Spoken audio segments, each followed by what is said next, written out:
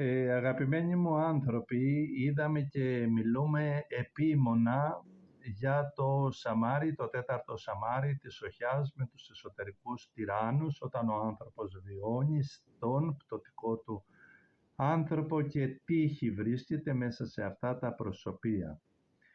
Είδαμε ότι μέσα στην παγκόσμια ιστορία όσοι άνθρωποι προσπάθησαν να αφυπνίσουν αυτόν τον άνθρωπο και ιδιαίτερα οι πνευματικοί γίγαντες της αρετής και της αγάπης, οι οποίοι χάριζαν στα πλήθη των ανθρώπων πνευματική επίγνωση αληθείας, ελευθερίας, βρέθηκαν να είναι εχθροί όλων των ανθρώπων που κυριαρχούν στα συστήματα και πόσους δεν θρήνησε η ιστορία μας σε σχεδόν όλα τα κράτη.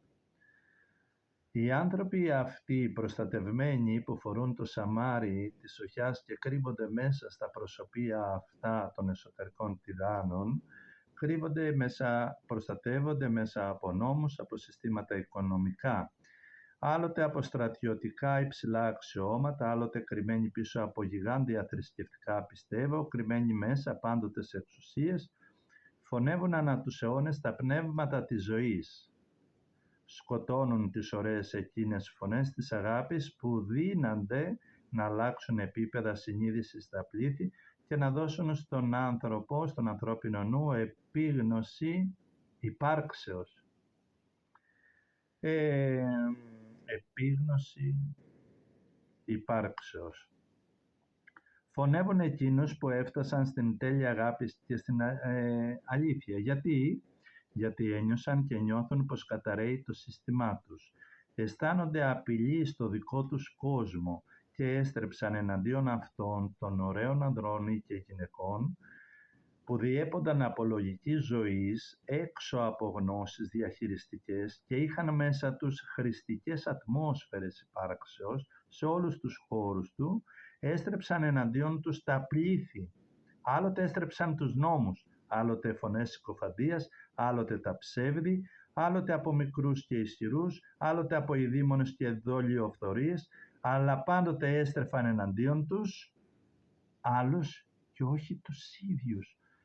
Και τι έκαναν τα πλήθη όταν φώναξε εκείνος ο δικαστής ποιον να αφήσω? Είπαν τον Βαραβά.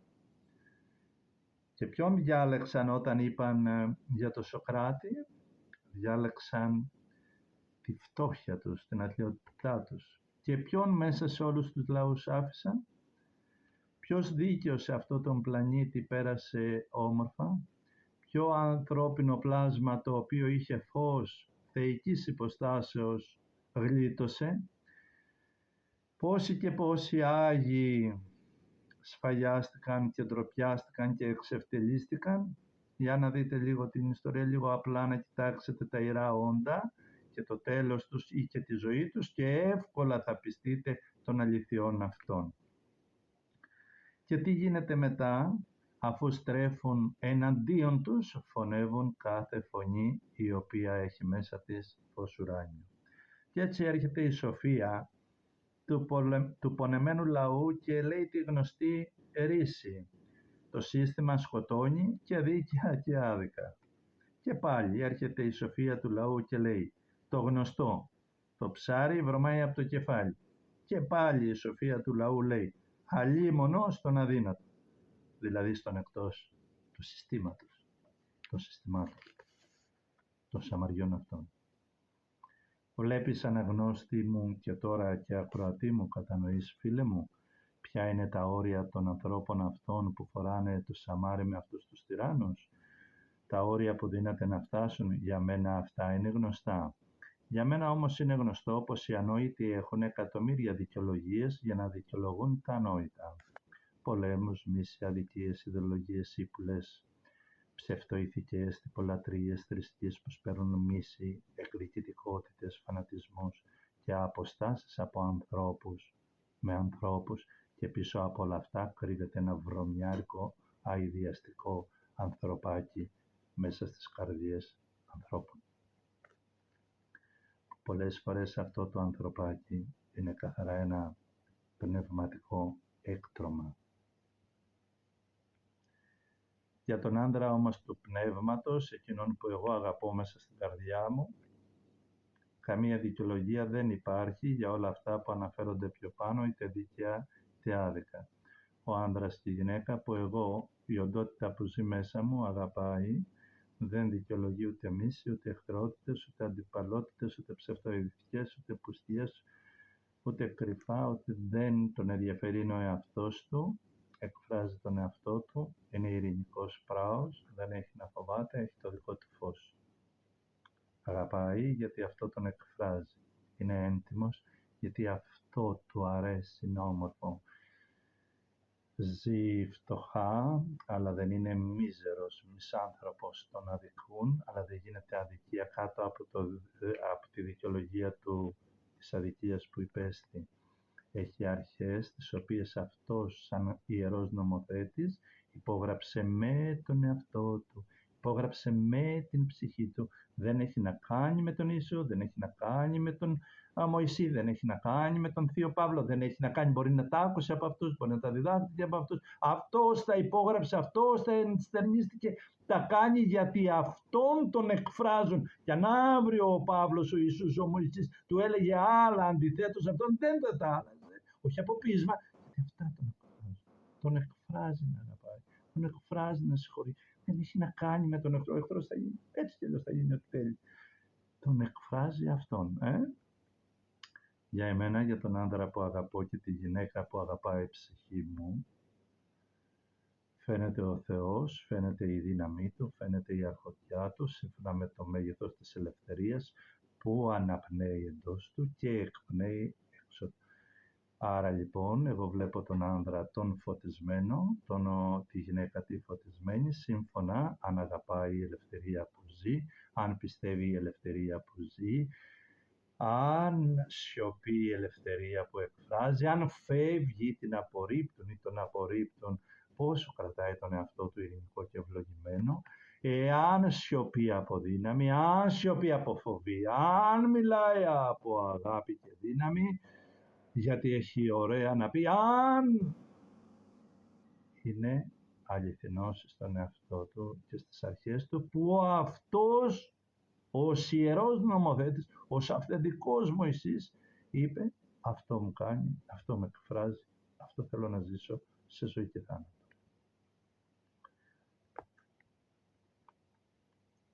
Όταν σκοτώνεις δίκαια ή άδικα, αναγνωρίζεις σε φωνιάς. Όταν μισείς δίκαια ή άδικα, μάθε ότι βρωμίζεις το νου σου. Όταν λερώνεις και μολύνεις τα συναισθήματά σου, εσύ σαπίζεις όλους τους χώρους. Όταν μιλάς άπρεπα, άπαμψα, εσχρά, επιπόλαια, χτίζεις μία ύπαρξη μέσα σου, ένα νου μέσα σου, τέτοιον ίδιον με τον εξερχόμενο λόγο σου. Παθαίνεις τότε πρόωρη γύρανση και στο σώμα και στο μυαλό και παντού. Γίνεσαι εσύ προσωποποιημένο το μίσος σου. Όταν θρησκεύεις και μέσα σου φοβάσαι ανθρώπους και βλέπεις γύρω σου εχθρούς, είσαι άνθρωπέ μου για της πίστεώς σου φανατισμένος και γεμάτος μανίας. Πρέπει να γνωρίζεις πως για τον αληθινό άνθρωπο του Θεού δεν υφίσταται κανένας εχθρός. Όταν εσύ βλέπεις τον εαυτό σου σωσμένο, υψηλότερο, καλύτερο από τον συνάνθρωπό σου, τότε τα πνευματικά σου επίπεδα χρειάζονται επιγόντως κάθαρση. Χρειάζεσαι κάθαρση, χρειάζεσαι κάθαρση, χρειάζεσαι επιγόντως κάθαρση. Πρέπει να γνωρίζεις, επαναλαμβάνω, πως στον αληθινό άνθρωπο του Θεού δεν υπάρχουν εχθροί. Όχι γιατί δεν υπάρχουν εκεί έξω, γιατί αυτός υπερβαίνει τους εχθρούς. Όχι γιατί δεν μπορεί να με βλάψουν άνθρωποι, μπορούνε. Αλλά γιατί υπερβαίνει αυτός που αγαπάει και γνωρίζει και έχει οριοθετήσει τον εαυτό του στις δυνάμεις της πνευματικής αρετής, υπερβαίνει αυτά. Όταν διδάσκεις και θεωρείς τους άλλους κατώτερους και μολυσμένους ή τρελούς και αφηρημένους και μιλάς ταυτόχρονα για υψηλά και θεία και μιλάς ταυτόχρονα για υψηλές διδασκαλίες και φιλοσοφίες, όταν ρητορεύεις και υπαρξιακά τις ολοανασφάλειες και έχεις περιφρονητική καρδιά, σε βεβαιώνω εγώ ο Παναγιώτης με το γραπτό και προφορικό μου λόγο ότι έχεις λάθος Θεό μέσα σου. Και ελπίζω να μην τον λες και Ιησού. Είσαι σαν εκείνους τους τρελούς που σκοτώνουν και λένε ότι είναι και με το Θεό, που μισούν και βρίζουν και απειλούν και συστηματικά αποφεύγουν τους συνανθρώπους τους και παρά τα αυτά εξακολουθούν να νομίζουν τον εαυτό τους για παιδιά του Θεού, εξαπατημένοι μέσα από το κτήνος, από τον τύραννο, το θανατηφόρο κριτή, εξαπατημένοι από τις ιδέες τους, από τα εγώ τους, εξαπατημένοι ίσως από κάποιου ισχυρού και φαινομενικά μεγάλου, ίσως πίσω από κάθε και δήθεν ιερά βιβλία των εκάτοστοτε θρησκειών, πίσω από φανταχτερά σύμβολα και γίνονται μισητές, άνθρωποι του ανθρώπου. Μισητές, εχθροί, ήδη. Με αυτά τα λίγα που σου έγραψα και μιλάω εδώ, μπορείς άνετα τώρα να κατανοήσεις ότι τα όρια που δύναται να φτάσει ο κάθε άνθρωπος που φορά το σαμάρι της φωτιάς και βιώνει μέσα του τον εσωτερικό κριτή, είναι ένα σπήρι παντός είδους πόλεμο, διχόνια, κρίσεις, αντιπαλότητες και ό,τι θέλει, αρκεί να προστατέψει το δικό του εσωτερικό Θεό, την εγωμανία του, την εγωαρχία του, το εγώ του και αυτά που προείπαμε.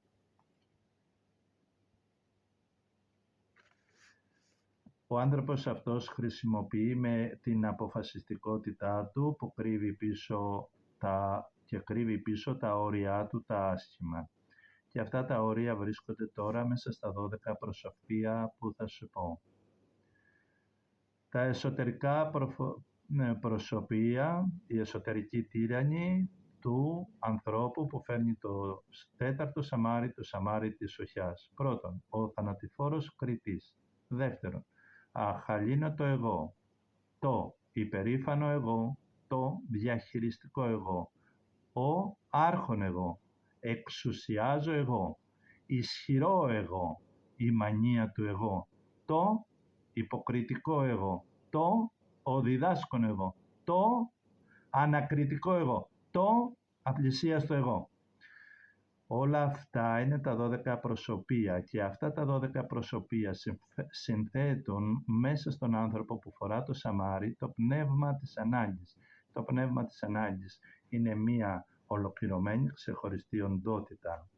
Οι άνθρωποι αυτοί είναι άνθρωποι που η οντότητα μέσα τους, το ποιόν τους μέσα τους εξαπατά και είναι άνθρωποι του καθήκοντος και όχι του πνεύματος. Οι άνθρωποι αυτοί είναι άνθρωποι του γράμματος, του νόμου, του καθήκοντος και ακόμα και όταν ασκούν πνευματικές δραστηριότητες στερούνται την πνευματική όντως προσέγγιση και χάρη της ζωής.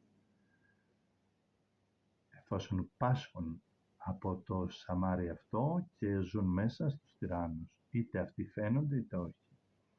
Όταν ο άνθρωπος υπηρετεί το γράμμα, το στεγνό, όταν υπηρετεί την νομοθεσία τη στεγνή, όταν υπηρετεί τον νόμο μη βλέποντας τον άνθρωπο και τα πνεύματα και τις δυνάμεις, τότε είτε το θέλει είτε δεν τον θέλει, αυτός ο άνθρωπος βάλεται από αυτούς τους τυράννους. Στη σειρά της μελέτης μας που εδώ μελετάμε, θα δούμε τις ασθένειες που έλκει ο άνθρωπος και πώς παίρνει ενέργεια και τι κινδύνους διατρέχει ζώντας μέσα σε αυτές τις εσωτερικές ατμόσφαιρες. Συνήθως ο άνθρωπος που φοράει το σαμάρι της σοχιάς δεν έλκει αρρώστιες γιατί οι σκέψεις του είναι υγιείς, τα συναισθήματά του τον οδηγούν στην επιτυχία, δεν του ταιριάζει αρρώστια και επιτυχία μαζί. Αμέσως αποκρούει κάθε κίνδυνο ασθένειας και σωματικής και άλλες ασθένειες ώστε να μην εκδηλώνονται. Παρά τα αυτά, αν κρυολογήσει και ο κύκλος της ασθένειάς του, αυτού θα είναι λιγότερο από όλα τα άλλα σαμάρια, γιατί γρήγορα αποδιώχνει κάθε τι το οποίο είναι αρνητικό. Αμέσως το είναι του πάλεται ώστε να ξεφύγει γρήγορα.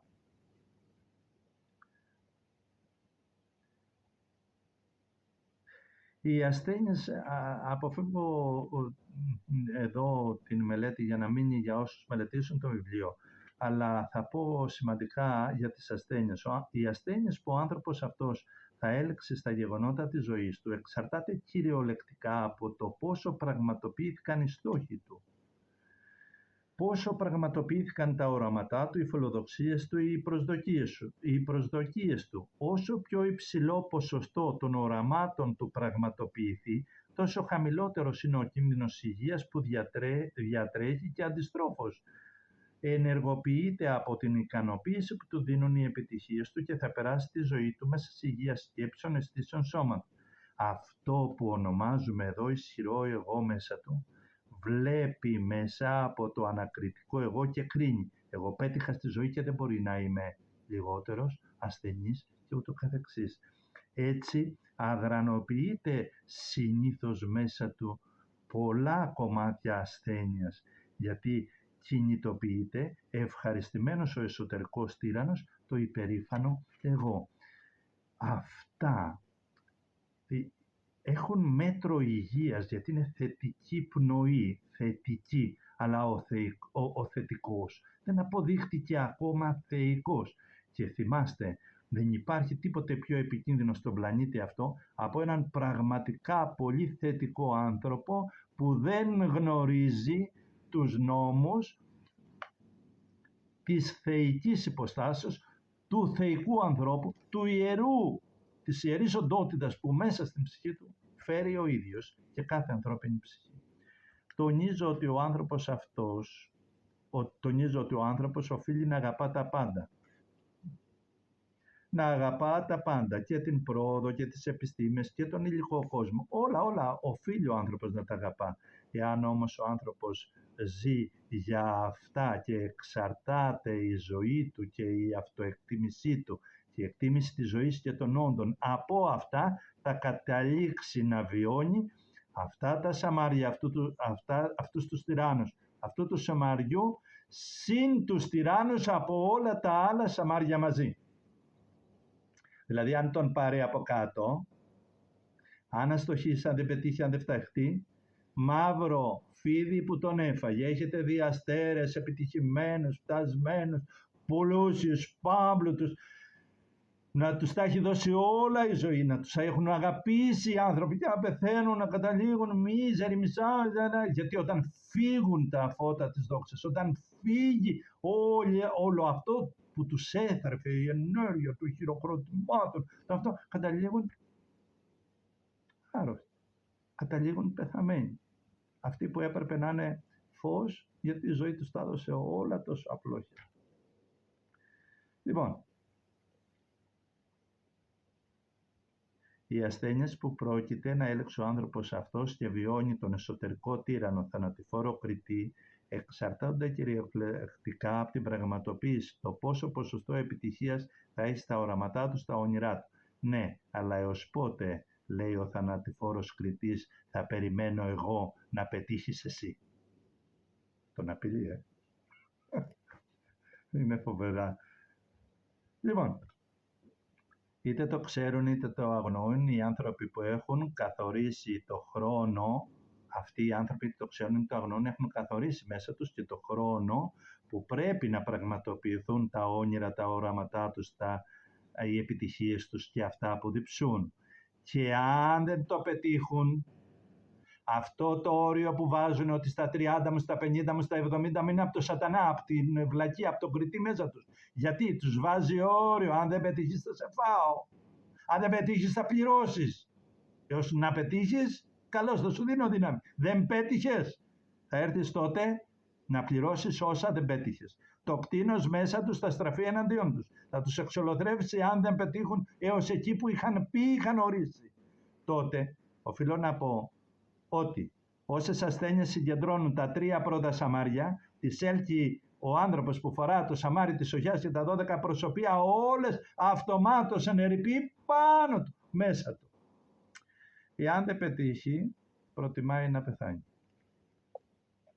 Για αυτόν θάνατος είναι η αποτυχία, η μοναξιά, θάνατος είναι να μην χειροκροτείται, θάνατος είναι να μην έχει να πει στον εαυτό του πέτυχα. Τότε οι σκέψεις του, οι ελπίδες του, οι προσδοκίες του, τα πιστεύω του, όλα θα στραφούν εναντίον του, όλα θα του λένε δεν πέτυχες, δεν αξίζεις, ο τύραννος του θα στραφεί φανερά πια εναντίον του.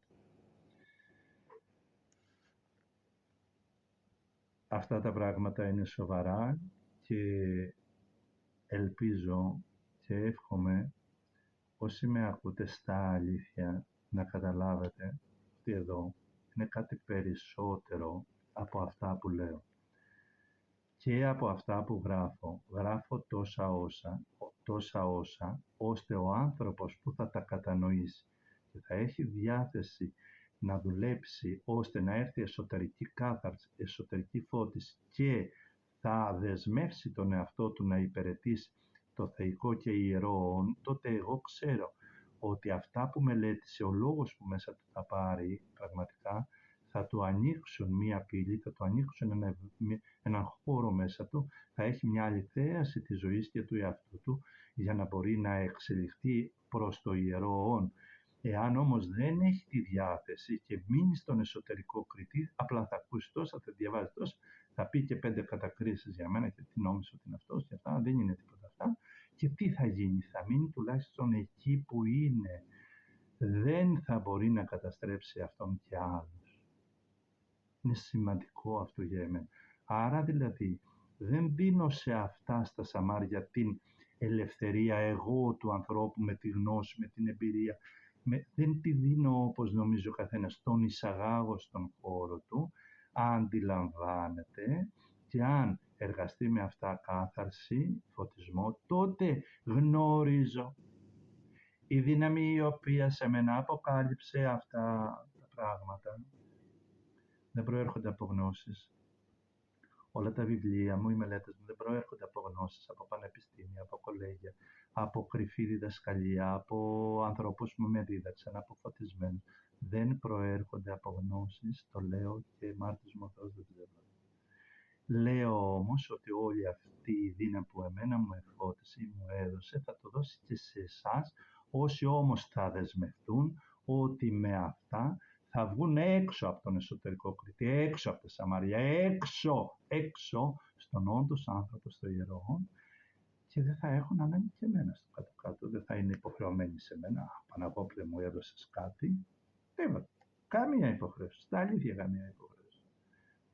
Ο ελεύθερος άνθρωπος θέλει ελεύθερος, ο σκλάβος άνθρωπος σκλάβος γεννάει, ο μίζερος άνθρωπος μίζερος χτίζει. Δεν το ξέρετε.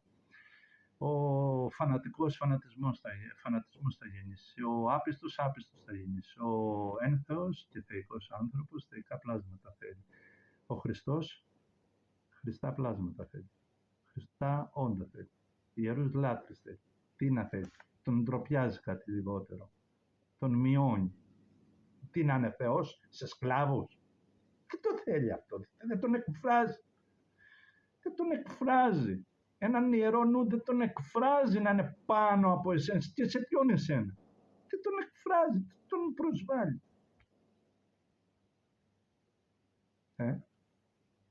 Συνεχίζουμε λοιπόν. Τα πάντα του ανθρώπου αυτού, όλο το δυναμικό του καταραίει όταν δεν αποτύχει και στραφεί εναντίον του ο εσωτερικός του τύραννος. Τότε όλες οι ισχυρές εντολές, όλη αυτή η δύναμη που είχε, θα στραφεί εναντίον του και θα τον χτυπήσει και θα καταρρεύσει μέσα η ισχύ του και τότε θα χαθεί μέσα στο ισχυρό εγώ του. Δεν ξέρετε ότι τα δυνατά μυαλά χάνονται μέσα στη δύναμή τους. Σας είναι τόσο ξένο να καταλάβετε ότι οι πόρνοι χάνονται μέσα στην δύναμή τους, στην πορνεία τους. Δεν έχετε καταλάβει ότι οι κοσμικοί άνθρωποι βρίσκονται αιχμάλωτοι και προσκυνούν την ύλη και τη μικρότητα της ζωής μέσα στην δύναμή τους. Από αυτό πιστεύω και νιώθω. Δεν έχετε δει τους ανθρώπους που είναι οργικοί, που μισούν και αποστρέφονται και εχθρεύονται, ότι χάνονται μέσα στη δική τους δύναμη. Δεν το έχετε δει. Δεν έχετε δει ότι οι άνθρωποι που είναι άγιοι, καθαροί, λυτρώνονται μέσα στην καθαρότητα και στην δύναμή τους. Οι Άγιοι τους αγαπάμε γιατί είναι η μόνη δύναμη που η αγιότητα δεν τρώει τον άνθρωπο από τη δύναμή της. Μόνο σε αυτό διαφέρει ο Άγιος από όλο τον άλλο άνθρωπο, ανεξαρτήτως των τύπων, των διαφορετικές κουλτούρες, φιλοσοφίες, πίστης, ό,τι και να διακατέχει τον άνθρωπο. Ο άνθρωπος που έχει μπει στην αγιότητα δεν τρώει τον εαυτό του, δεν καταστρέφει τον εαυτό του με τη δύναμη του. Όλοι οι άλλοι οι μη άγιοι θα χαθούμε, θέλοντας και εμείς μέσα στην δύναμή μας. Και θα χάνονται και άλλοι που μας πλησιάζουν ή τους πλησιάζουμε. Είτε εμείς χανόμαστε από εκείνους, είτε εκείνοι, είτε κάνουμε και νταραβέρι. Συναλλάσσουμε ποιος θα φάει τον άλλον. Γι' αυτό ο ένας κρίνει τον άλλον, γι' αυτό ο ένας καταδικάζει τον άλλον, γι' αυτό ο ένας μισεί τον άλλον. Σας παρακαλώ.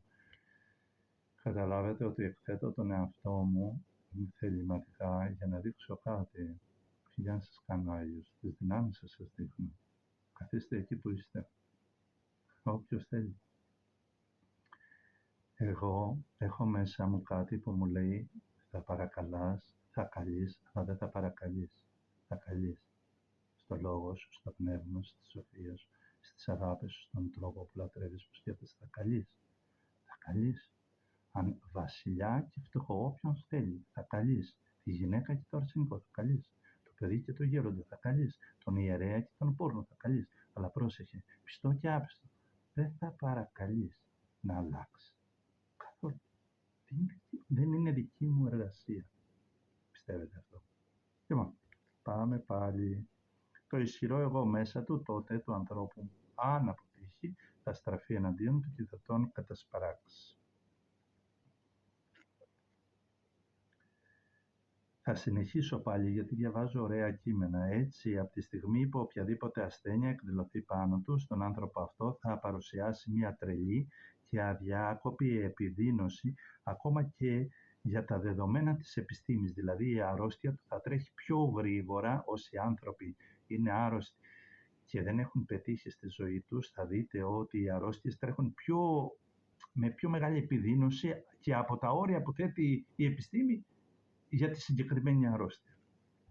Φτάνει να χάνεται ο άνθρωπος μέσα στην φύση της ασθένειάς του, γιατί σαν εγκεφαλικό άτομο πυρπολείται από τις σκέψεις του, από τα βαθιά συναισθήματα, η εσωτερική του φωνή τον κυριολεκτικά τον πυρπολεί με αρχηγικό το αίσθημα της αποτυχίας.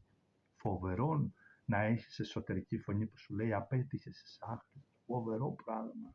Φοβερό να κρίνεις εσύ τον εαυτό σου, την ύπαρξή σου από το αν έχεις λεφτουδάκια. Είναι φοβερό αν έχεις φορεματάκια. Είναι φοβερό, άνθρωπέ μου. Φοβερό. Ο άνθρωπος το κάνει στον εαυτό του. Ο διάβολος δεν το κάνει στον άνθρωπο. Φοβερό. Δηλαδή ξεπερνάει πια ο άνθρωπος του διάβολου. Έτσι οδηγείται με μαθηματική ακρίβεια στο θάνατο. Μάνα όλων των ασθενειών είναι ο βαρύς ορισμός που μέσα του είχε δώσει ότι η ζωή χωρίς επιτυχία δεν έχει νόημα, δεν αξίζει να τη ζήσει. Το εσωτερικό νερό της ζωής του, το απόσταγμα των πεποιθήσεων αυτών, σε ρηπεί οφθαλμό, αυτομολύνει όλον τον άνθρωπο, τον δηλητηριάζει. Είναι σαν να σπάσει η χολή μέσα του. Που δηλητηριάζει το σώμα, έτσι η χολή μέσα του, η κεντρική εντολή δηλητηριάζει, πνίγει όλο τον άνθρωπο. Θα έλεγα πως η μεγαλύτερη ασθένεια που ο άνθρωπος αυτός έχει είναι στην ποιότητα της λογικής του. Μετά από μια αποτυχία, οι ασθένειες αυτές, όλες οι ασθένειες είναι προσιτές για αυτόν και κατάλληλες. Ιδιαίτερα με ευνίδιο θάνατο, ιδιαίτερα με ευνίδιες παραλύσεις και οτιδήποτε μπορεί να του κρύψει την αποτυχία από το περιβάλλον του σε μια προσπάθεια να περισσώσει κάτι από την παλιά του τιμή. Ποια τιμή δηλαδή? Την τιμή που ήταν μέσα στη Σαμάρια. Εδώ μιλάω πιο πολύ για τις... θα σας πω μια ωραία ιστορία που την έζησα πριν πολλά χρόνια και εδώ την περιγράφω.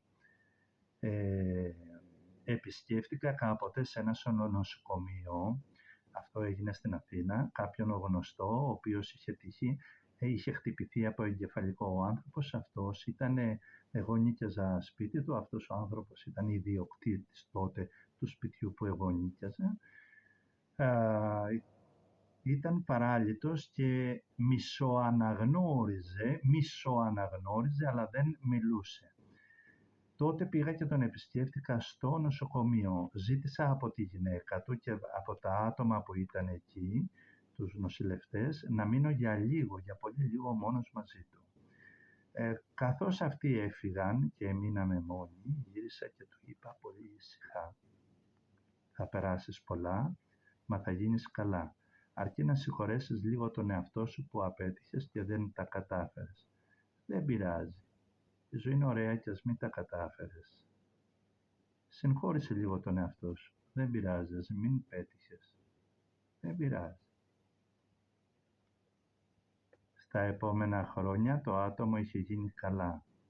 Η επιστήμη απόρρισε τότε πραγματικά, αλλά χωρίς ίσως και αυτός να ξέρει, η καρδιά του ποτέ δεν μπόρεσε να με συγχωρέσει. Αναγνώστης, το λέω αλήθεια και ακροατή μου. Δεν μπόρεσε να με συγχωρέσει γιατί είχα δει μέσα στην ψυχή του τη γυμνότητά του. Μάλιστα, για να μην φανεί αδικία προς τον άνθρωπο αυτό, μετά έδειξε σημεία αγάπης και ενδιαφέροντος, μου είχε ζητήσει κάτι πολύ ιδιαίτερο, θα το πω προς τιμήν του, μου είχε ζητήσει να τον πάω εγώ σε ένα ναό, να πάμε παρέα να κοινωνήσει, να είμαι παρόν και αρνήθηκα όχι να τον πάω εγώ δηλαδή, ή να πάμε μαζί και του είπα, τώρα που έχεις τα πόδια σου και την υγεία σου, να πας μόνος σου, όπως πάει ο καθελάτρης, όπως πάω εγώ, όπως πάει ο καθένας, όπως πάει εκείνος που θέλει να πάει. Δεν μπόρεσε όμως βαθιά μέσα του να με συγχωρέσει, γιατί είχα δει για ποιο λόγο είχε φτάσει εκεί. Είναι φοβερός ο κίνδυνος που διατρέχει ο άνθρωπος που φοράει το σαμάρι της σοχιάς και βιώνει τον εσωτερικό τύραννο θανατηφόρο εγώ, δεσποτικό εγώ, κυρίαρχο εγώ. Είναι οι ατμόσφαιρες που βιώνει μέσα του πολύ δυνατές. Βιώνει να διδάσκει και να μην διδάσκεται, να κυβερνά και να μην θέλει να κυβερνηθεί, να το νομοθετεί και να ξεγλιστρά όλον όσο νομοθετεί. Δύναται να φτάσει σε καταστάσεις μανίας και να σβήσει μέσα του όλο το εσωτερικό του φως. Με προσοχή παρακαλώ, ακούστε τι θα σας πω. Οι πιο ισχυροί άνθρωποι σε αυτούς τους ανθρώπους που φορούν το σαμάρι της σοχιάς και έχουν κατ' ουσίαν κλειδωθεί μέσα στα 12 προσωπία και έχουν ολοκληρωμένη τον τύραννο της ανάγκης, το σαμάρι με τα 12 προσωπία του, τότε έχουν ένα γνώρισμα πολύ σημαντικό. Δεν φοβούνται το Θεό και δεν ντρέπονται άνθρωπο. Όταν δεις άνθρωπο να μην φοβάται Θεό και να μην ντρέπεται, πάλι τονίζω, να μην ντρέπεται το συνάνθρωπό του, παρακαλώ μην κάτσεις ούτε να συζητήσεις, ούτε να σκεφτείς, ούτε να φιλοσοφήσεις εκεί κοντά του. Εάν η ζωή στο επιτρέπει, εξαφανίσου, φύγει μακριά, όχι με πηδήματα λαγού όπως λέει ο κόσμος, ούτε με πηδήματα καγκουρό όπως συχνά λένε αυτοί που θέλουν να πούνε φύγει πιο γρήγορα. Να φύγει προσευχόμενος μακριά από τέτοιον άνθρωπο που δεν ντρέπεται άνθρωπο και δεν φοβάται Θεό, γιατί αυτά σας τα είπε ο ίδιος ο Χριστός. Και πάλι θα συνεχίσουμε με αυτό το σαμάρι.